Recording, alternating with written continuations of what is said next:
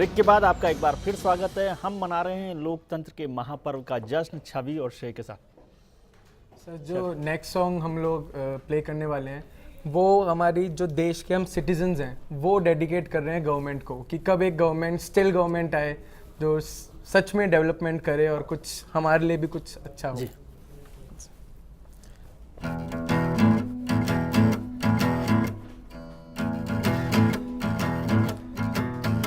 इंतहा हो गई इंतजार की,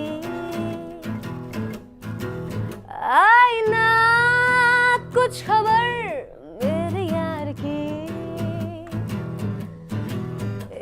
हमें है यकीन बेवफा वो नहीं, फिर वजह क्या हुई इंतजार की। इंतहा हो गई इंतजार की। राघव साहब इंतजार खत्म कर रहे हैं।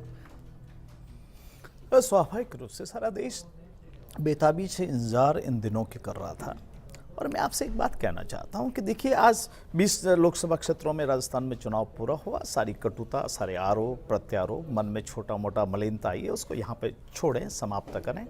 परंतु मैं एक बात आपसे कहना चाहता हूँ कि निश्चित रूप से एक नए युग का परिवर्तन हो रहा है। वैचारिक रूप से इस हिंदुस्तान के अंदर विशुद्ध भारतीय जनता पार्टी का एक वैचारिक रूप से ध्रुवीकरण इस बार हुआ है। और इस ध्रुवीकरण के कारण से ये चुनाव पार्टियां नहीं बल्कि जनता लड़ रही है।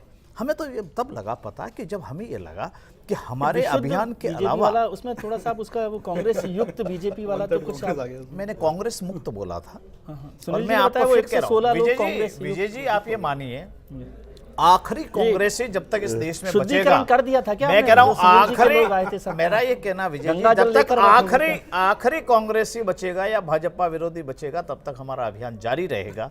जब तक भाजपा मय देश पूरा नहीं हो जाएगा। हम तो चाहेंगे सोनिया गांधी भी आए, हमारी विचारधारा को अडॉप्ट करे और बीजेपी में आए। स्वागत है, लोकतांत्रिक पार्टी है, हमारी उन पंचनिष्ठाओं में कर ले, विश्वास करे। हम कोई दड़बे थोड़ी चलाते हैं, कोई प्राइवेट रूम्स थोड़ी हैं। That's not our compartment. हम एक राजनीतिक दल चलाते हैं, फॉर देश के लिए चलाते हैं। जो हमारी विचारधारा को मानता है उनका हार्दिक स्वागत है। उनके व्यवहार और आचरण जारी रहता है तो पार्टी में उनका सम्मान है। आचरण और व्यवहार से अलग हुए तो जसवंत सिंह जी की तरह बाहर है। कुछ अर्से तक तो आप चाल चरित्र चेहरे वाली पार्टी होती थी और खासतौर से लखावत जी तो उस जमाने के नेता हैं। मैंने आपसे कहा, मैं आज भी यही कह रहा हूं, वह चाल जो भाजपा चल रही है उसके साथ चले, वह चरित्र जो भाजपा का है उसको अपनाए और वह चेहरा जो भाजपा का है उसके साथ मिलकर इस देश का नया चेहरा बनाए। पार्टी का एक नारा होता है, पार्टी का एक नारा होता है नेशन फर्स्ट पार्टी सेकंड, जी है ना।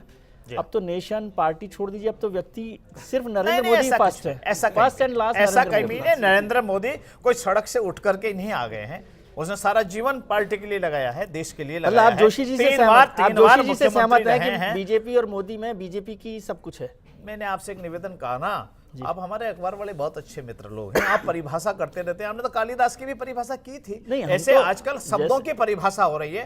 किसी ने कोई ऐसी बात नहीं की जिसमें से ये ध्वनि निकलती हो कि वो हमारे प्रधानमंत्री के उम्मीदवार हैं और उनके नेतृत्व में हम इस चुनाव को लड़ रहे हैं। इसमें कोई दो राय नहीं हो सकती।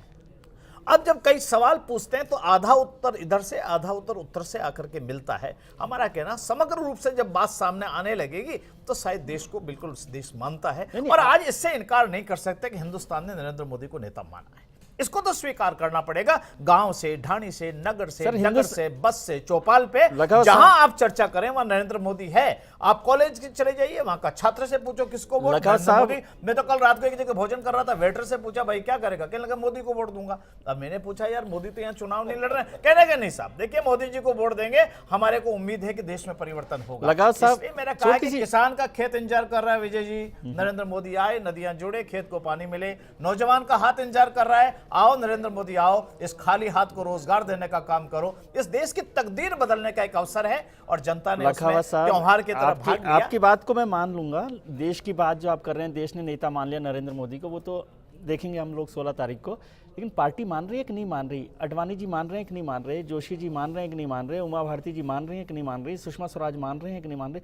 अभी तो पार्टी में तो बनवा लीजिए, फर्स्ट स्टेप अभी ये काम करवा माने हुए हैं, सबने मिलकर के तय कर लिया, सबने स्वीकार कर लिया। कोई भी आज ये नहीं कह रहा है कि वो हमारे प्रधानमंत्री के उम्मीदवार नहीं और हम इनको स्वीकार नहीं करते जी। इसमें कहीं परेशानी नहीं है। एक चीज समझ नहीं आती कि मोदी जी में ऐसा क्या है कि 116 लोग कांग्रेस ही आने के बाद में, वहीं जो यूपी के गठबंधन में लोग थे वहीं आने के बाद में सडनली देश बदल जाएगा। वो लखनऊ साहब गंगा जल लेकर बैठे हुए ना, अभी बताया आपको उन्होंने। तो कांग्रेस से आ जाता है वो सबका शुद्धिकरण कर लेते, क्षमता है, विचार है, सबको साथ लेके चलने की क्षमता है, हिंदुस्तान की माटी की सुगंध है, काम करने की शक्ति है। एंट्रेंस टेस्ट क्लियर करके वो विजय जी, मैं आपको एक बात बताना चाहूंगा। मेरे मित्र जो हैं वो उन्होंने बड़ी इंटरेस्टिंग बात की, चाल चरित्र चेहरे की बात की। मैं भी चाल चरित्र चेहरे के ऊपर इनसे निवेदन करना चाहता हूं। क्या इनका चेहरा कैसा था? सुनिए, मैं बीच में नहीं बोलता हूं। अब देखिए, इन्होंने आप जब बोले तो मैं चुप बैठा हाँ, बोलने का मौका दीजिए, बोलने की। कोई मतलब, मेरा मतलब ये नहीं है। देखिए, लाखावत जी की पार्टी 1989 से 89 से एक रिटोरिक लगातार लेके चल रही थी और वो इनका नारा था, मंदिर वहीं बनाएंगे। पूरे देश को इन्होंने पोलराइज किया, पूरे देश को एक्सप्लॉइट किया, शिलाएं ले लेके घूमे, हर गांव-गांव, गली-गली, ढानी-ढानी ये लोग शिलाएं लेके पहुंचे और हर इंसान को इन्होंने एक विश्वास दिलाया कि अगर हम सत्ता में आएंगे तो हम मंदिर वहीं बनाएंगे। उस दिन भी संविधान था, उस दिन भी वो सारी कानूनी अड़चनें थी, मगर आज इस चुनाव पत्र, घोषणा पत्र 3 तारीख को इन्हें रिलीज करना था। 3 तारीख को जब रिलीज करने की बात थी, आप नहीं 3 तारीख को रिलीज नहीं हुआ, 7 तारीख को रिलीज हुआ है। तो इनके चारों चरित्र और चेहरे को स्पष्ट बताता है, इनकी प्राथमिकता को स्पष्ट बताता है कि इनकी प्राथमिकता केवल वोट है, वोट के अलावा इनका कोई धर्म ईमान ही नहीं है। बात एक है, जिस मंदिर की बात को करके इन्होंने अपनी बुनियाद रखी और 2 सीटों से ये इस मुकाम पर पहुंचे, उस मंदिर को घोषणा पत्र में रखा जाए या नहीं रखा जाए, इसके ऊपर 2 मत बन गए।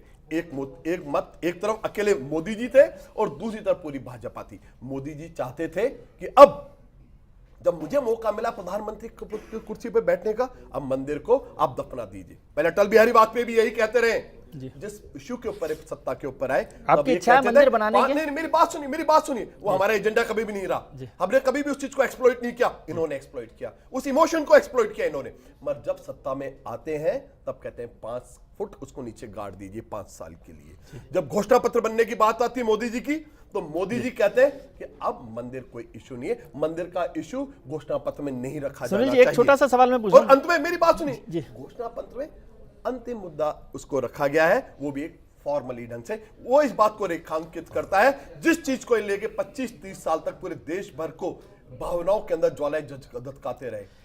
वो इशू जब बात आई, मुकाम पे पहुंचाने की बात आई, तो उससे फिर गए, लेकिन क्योंकि वोट को नुकसान हो रहा है। अब बात, आप आगे की बात भी बताना चाहूंगा। आप ये कह रहे हैं, मुझे आपसे घोषणा पत्र में स्पष्ट कर दें। जी विजय जी, मैं आपसे एक बात कहना चाहता हूं कि मोदी जी की बात सुनील जी से हुई या राहुल जी से हुई, पहले बता दें कि मोदी जी ने क्या कहा। देश क्या, एक आदमी बता दीजिए, मेरा कहना, एक व्यक्ति बताइए जिसकी बात हुई है मोदी जी से कि मोदी जी ने ये कहा। आप मोदी जी को कोट कर रहे हैं, मुझे क्षमा कीजिएगा विजय जी, मैं आपसे कह रहा हूं, मोदी जी, अरे भाई आप बताइए ना, किस तारीख को, किससे, किस कमरे में, किस लाइट में, किससे बात हुई? मैं बिल्कुल रिस्पॉन्सिबली ये बात कह रहा हूं। अरे आप नाम बताओ ना, आपकी बात हुई, बात तो सुनिए, आपकी बात बिल्कुल, मेरी बात सुनिए, पूरा देश जानता है, पूरा देश जानता है, देश बात है। 3 तारीख को आपको घोषणा पत्र, मेरा ये कहना है, मेरा दूसरा सवाल है, नहीं विजय जी, लखनऊ जी, देखिए विजय जी, क्यों बोला? हमारा ये कहना विजय जी, तारीख तय हमारी ये करेंगे घोषणा पत्र की पहली बात। पूरे देश सुनिए, मैं आपके बीच में नहीं बोल रहा। सुनील जी, अगर देखिए, वो इशू नहीं है, पड़ेगा। देखो मैं विजय जी 2 बात कर रहा हूं, वो इशू नहीं है कि मेरा कहना को विजय घोषणा जी, पत्र ये मैं ये कहूं कि राहुल गांधी जी ने ये कहा तो मैं तो वहां मौजूद नहीं था। जी। मैं कह रहा हूं कि नरेंद्र मोदी जी की बात किससे हुई? ये स्पोक पर्सन कब से बन गए नरेंद्र मोदी जी के? एक बात। दूसरी बात मैं आपसे ये कहना चाहता हूं कि कांग्रेस को अब निश्चित रूप से इसको स्वीकार करो ना, क्यों बगले झांक रहे हो? जी। आपके किए हुए पाप है, इस देश के साथ धोखा किया आपने,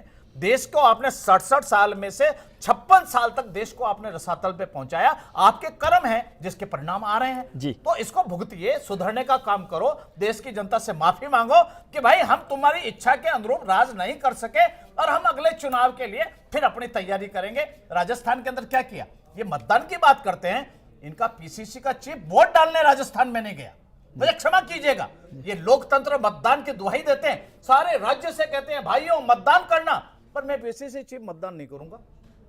ये इनकी लोकतंत्र में आस्था। चलिए इस पर ठीक है, विजय जी, वो मेरी उनकी बात सुनिए, राजनीतिक जहां तक ओंकार सिंह जी की बात है जी। तो इनको अच्छी तरह समझ लेना चाहिए कि वैसे तो इनकी सारी बातों के अंदर पूरे राजस्थान की जनता देख रही है अभी टीवी चैनल के माध्यम से कि किस प्रकार भाजपा एक अहंकार से ग्रस्त पार्टी के रूप में बाहर निकल के आपकी बात को बहुत अच्छी तरह स्वीकार समझ नहीं में आ करते, रही है। नहीं नहीं आपकी बात में हाँ मिला रहे हैं। मेरी बात सुनिए, क्यों 2004 के अंदर भी आपने इसी ढंग से वादा किया था, इसी ढंग से आप कह रहे थे कि हमारे, और रही चलिए। बात है देश को आइए, सुशासन आप की और हम बात, दोनों मिलकर तो राम ओपनिंग मंदिर है, बनाएंगे। मेरी बात सुनिए, आओ। 1947 का जो देश था, जब सुई भी जिस देश में नहीं बनती थी, आज उस देश का विमान चंद्र मंगलयान की तरफ जा रहा है, मंगल की तरफ जा रहा है। चलिए, चंद्रमा के ऊपर हमारा चलिए, इस पर सबसे ये तो मिशन बहुत है। बात हो मेरी गई है। बात सुनिए, सुनील दुनिया जी- की तीसरे नंबर की सबसे बड़ी इकोनॉमी सुनील जी, ये सारी बात हो चुकी है। कहीं ना कहीं कांग्रेस के सुशासन के चलिए कारण इस पर बनी है। चर्चा, इस पर सब पर चर्चा हो चुकी है। अब इन चुनाव को, इन वोटिंग की चर्चा हम करेंगे ब्रेक के बाद भी। हमारे साथ पैनल बना हुआ है।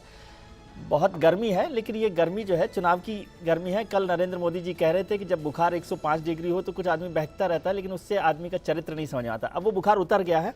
इस बुखार के उतरने के बाद की चर्चा हम जारी रखेंगे ब्रेक के बाद, और देखेंगे कि चुनाव नतीजे क्या हो सकते हैं। लखावत जी और सुनील शर्मा जी और राकेश पारिक बहुत सीनियर लीडर हैं और बहुत अच्छे पॉलिटिकल एनालिस्ट हैं। तुरंत जानिएगा नतीजे।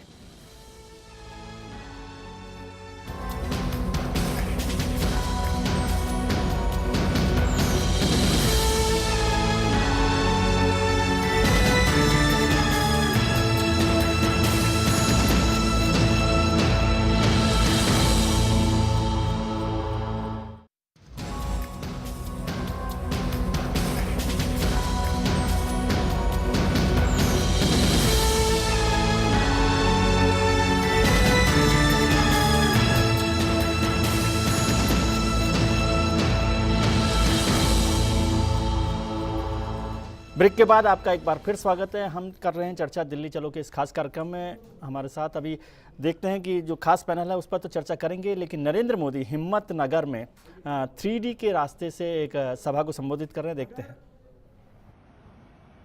कीचड़ में गाड़ी फंसी हो तो ड्राइवर भी कभी कभी नीचे उतार के धक्का लगाए तो गाड़ी को बाहर निकाल देता है, लेकिन बहुत बड़े गड्ढे में जब गाड़ी पड़ी हो तो बाहर निकालने के लिए ताकत ज्यादा लगती है।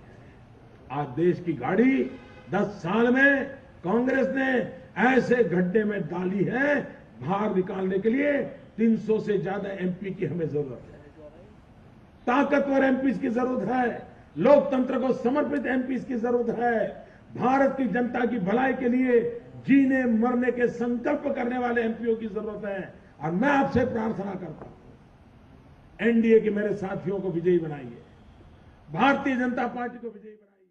जी सुनील जी, अभी आप नरेंद्र मोदी जी जो भारतीय जनता पार्टी के प्रधानमंत्री पद के उम्मीदवार हैं, वो कह रहे थे कि आपने पार्टी को, देश की जो सरकार है, देश को ऐसे गड्ढे में डाल दिया है जिसके लिए बड़ी मेहनत करनी पड़ेगी और उन्हें 300 एमपीज़ की जरूरत है। देखिए विजय जी, आपको मैं एक बात बता देता हूँ। मैंने अभी इतना गड़बड़ क्यों किया आपने? नहीं, ऐसा कोई गड़बड़ नहीं हुई। पहली बात तो बता देता हूँ, दो बातें मेरे, दो इसमें कंटेंशंस हैं। एक तो ये कि औपनिवेशिक सरकार से महाशक्ति, अगर आर्थिक महाशक्ति बनी है तो कहीं ना कहीं कांग्रेस के सुशासन का परिणाम है। अदरवाइज तो भारत के साथ जो और 2 मुल्क आजाद हुए थे वो आज किन परिस्थितियों में, आप उनको भी देखिए, एक बार भारत को देखिए। वो 60 साल का और मौका मिल फिर गया, मैं कितना आपको- एहसान हम पर फिर- करेंगे नहीं, आप? मैं फिर आपको एक बात और बता देता हूँ। हो सकता है कुछ नाराजगियां भी हो, मैं नाराजगियों से कभी नाइतफाकी नहीं रखता हूँ, बट अंग्रेजी की एक कहावत है, वो मैं आपको दोहराना चाहूंगा कि चरवाहे की नाराजगी से भेड़ों को कसाई को नहीं सौंपी जा सकती। जी, आप अच्छी तरह समझिए, इस देश का एक चरित्र है, बहुलतावादी चरित्र है, इस देश का प्लुरलिस्टिक चरित्र है, और इस चरित्र को, इस देश को बचाने के लिए पक्की बात है 2 ढंग की ताकतें हैं। एक जोड़ने वाली ताकत है, एक तोड़ने लेकिन वाली जो ताकत है। लीडर एक 3 प्यार बार वाली चुना ताकत गया है। हो एक स्टेट में, उसके लिए आप इस तरह की जुबान इस्तेमाल करेंगे जिसे देखिए, जनता ने देखिए, चुना हो? देखिए जनता ने चुना है, इसमें 3 बार कोई चुना कोई हो। शक नहीं है। मगर आपको मैं अच्छी तरह बता देता हूं कि पूरा देश, इसका अपना एक कैरेक्टर है, और एक परिवार को रखना कितना मुश्किल काम होता है। 120 करोड़ लोगों के कुनबे को जोड़ के रखने की क्या कुव्वत और क्या सलाहियत नरेंद्र मोदी में है, ये आपका भी दिल जानता है, ये मेरा भी दिल जानता है। अच्छी तरह मैं बता देता हूं, आप जिस भाजपा, जिन लोगों का फ्रंटल ऑर्गेनाइजेशन है, आरएसएस की बात मैं करना चाहता हूं, उस आरएसएस के गुरु गोलवलकर ने सांस्कृतिक राष्ट्रवाद के ऊपर एक पुस्तक लिखी थी। मैं उस पुस्तक को 1 मिनट के लिए कोट करना चाहता हूं।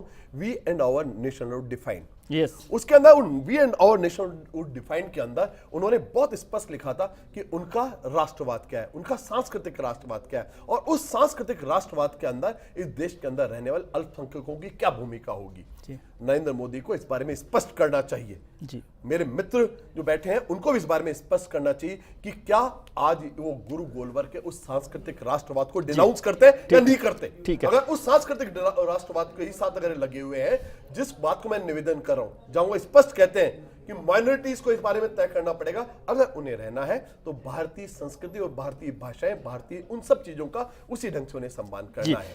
लखावत जी के बात पास है कि धर्म का भी सम्मान की बात आती है, तो प्रश्न एक है कि गुरु गोलवलकर ने जिस नेशनहुड डिफाइन के अंदर जिस सांस्कृतिक राष्ट्रवाद की बात कही है, उसके ऊपर इनका क्या स्टांस है, क्योंकि ये भारत के आगामी अगले 50 साल के इतिहास में बहुत बड़ा प्रभाव डालने वाला है। विजय जी, अच्छा हुआ गुरु गोलवलकर जी को पढ़ने लगे, ये अच्छा है, ये इनकी ठीक दिशा में जा रहे हैं, मानसिक रूप से ये अच्छे होंगे, मैं ऐसा मान के चलता हूँ। मैं 2 बात कहना चाहता हूँ।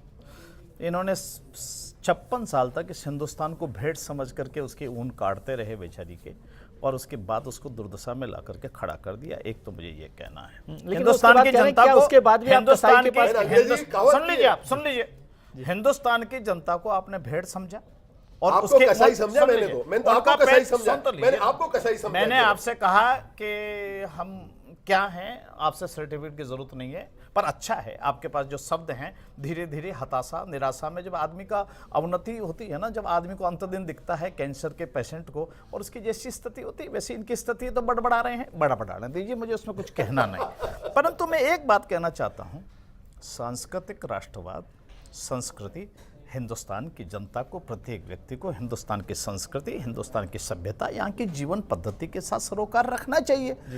इनका ये कहना है कि हिंदुस्तान में रहने वाला व्यक्ति भारत की बात मत करो, केवल कांग्रेस की बात करो। चलिए, बस ये हमारा मतभेद है। पर मैं कहता हूं कि आने वाला दिन ऐसा होगा जिसमें हम सब मिलकर निर्माण करेंगे, और ये निश्चित मान करके चलिए कि कुल मिलाकर के कांग्रेस, अभी महात्मा गांधी ने भी कहा था कि कांग्रेस का विसर्जन कर देना चाहिए, अब वो दिन आ गए हैं कि कांग्रेस का विसर्जन होना चाहिए। डॉक्टर पारेख, ऐसा मेरा मानना है। आपको क्या लगता है कि क्या प्रेजेंस रहेगी पार्टी की? देखिए, बस छोटा सा जवाब मैं चाहता हूँ जी। इस देश की जनता ने पिछले इतने सालों में जो कुशासन देखा और दोनों की मिलीभगत देखी, उसके बाद में आक्रोश तो बहुत था। पिछले 3 साल में वो आक्रोश इतना बढ़ा कि जनता रास्ते पर आ गई। अब इस आक्रोश का मिसयूज़ करने के लिए या उसको एक्सप्लॉइट करने के लिए आप मार्केटिंग करके बहुत पैसा खर्चा करके एक नाम खड़ा करते हो सामने, उससे बात बनेगी नहीं। मतलब आप मोदी जी के साथ नहीं जाएंगे? जो जनता ने वोटिंग परसेंटेज बढ़ा है, जो रिस्पांस दिया है, निश्चित तौर पर एक परिवर्तन के लिए दिया है, एक नई राजनीति के लिए दिया है। उनका विश्वास एक नई पार्टी में है जो आम आदमी से मिलकर बनी है और जो इस देश को एक नई दिशा देगी, जो राजनीति को नई दिशा देगी। मुझे पूरा विश्वास है कि जो जिस तरह से लोग वोट करने जा रहे हैं, इससे एक नहीं, आज ये साफ कर जाइए आप, जैसे दिल्ली में आपने नहीं किया था, अभी साफ कर जाइए कि आप सुनील जी के साथ रहेंगे, लखावत जी के साथ रहेंगे। हम आजीवन इन दोनों पार्टियों के साथ में कभी भी कोई तरह का गठबंधन नहीं करेंगे। देखिए, अभी बोल दीजिए ना, आप लोगों को भरोसा रानी आपकी इस बात। हमने पहले भी नहीं किया कभी, हम आगे भी कभी नहीं करेंगे जी। सुनील, ये पार्टी एक विकल्प है जी, और ये दोनों पार्टियां मिली हुई, हम पहले से कहते हैं। ठीक है सुनील जी, छोटा सा, 20 में से 16 सीटें कांग्रेस के पास थी, 4 बीजेपी के पास थी। इस सीटों का क्या नतीजा आप देखते हैं? हम निसंदेह वहां पर रिटेन करने जा रहे हैं। 2004 के अंदर जो इन हताशा हाथ लगी, 2009 में हताशा जो इनको लगी, वही सेम हताशा इनको वापस आएगी। यूपीए 3 आ रहा है, 101% आ रहा है। कहीं नरेंद्र मोदी के जो सपने हैं, जो इन्होंने लखावत जी आखिरी बात कहीं पूरे नहीं हुए। 163 विधानसभा में थी, 10 साल हो गए, 21 तक आ गए, 21 तक आकर के समेट गए थे। इन 20 में से एक भी सीट इनको नहीं मिलने वाली है, निराशा हाथ लगेगी। अपना नया 5 साल तक इनको अपना एक्सरसाइज करना, स्वाध्याय करना, प्रातःकालीन घूमना, जनता के बीच जाना, अपने किए हुए कर्म के लिए माफी मांगना, और फिर कुछ नया काम करें। चलिए, बहुत बहुत धन्यवाद आप सब लोगों का कि आपने इस चर्चा में हिस्सा लिया और मेरा ज्ञानवर्धन किया। आप सभी लोगों को बहुत शुभकामनाएं। अभी एक चरण और बचा हुआ है और फिर उसके बाद 16 मई को नतीजे आएंगे, जिस पर हम चर्चा करेंगे फिर से। लेकिन चलते चलते इस लोकतंत्र के महापर्व के जश्न को मनाते हैं छवि और श्रेय के साथ। बहुत शुक्रिया आप सब लोगों का।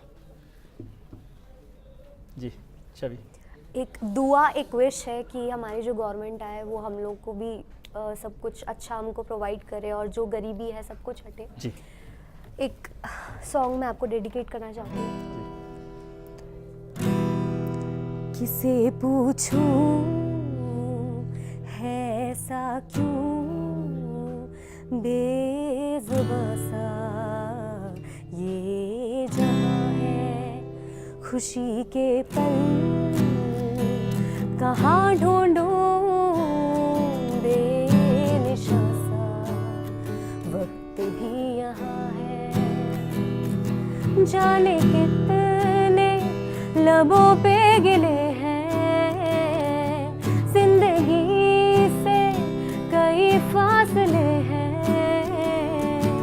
क्यों बिछते हैं सपने, क्यों आंखों में लकीरें जब छूटे इन हाथों से यूं बेवजह, जो भेजी थी दुआ वो जाके आसमां से यूं टकरा गई कि आ गई है लौट के सदा, जो भेजी थी दुआ वो जाके आसमां से यूं टकरा गई कि आ गई है लौट के यहाँ। बहुत बहुत शुक्रिया आप सभी लोगों का, बहुत शुक्रिया, बहुत धन्यवाद और बहुत शुभकामनाएं।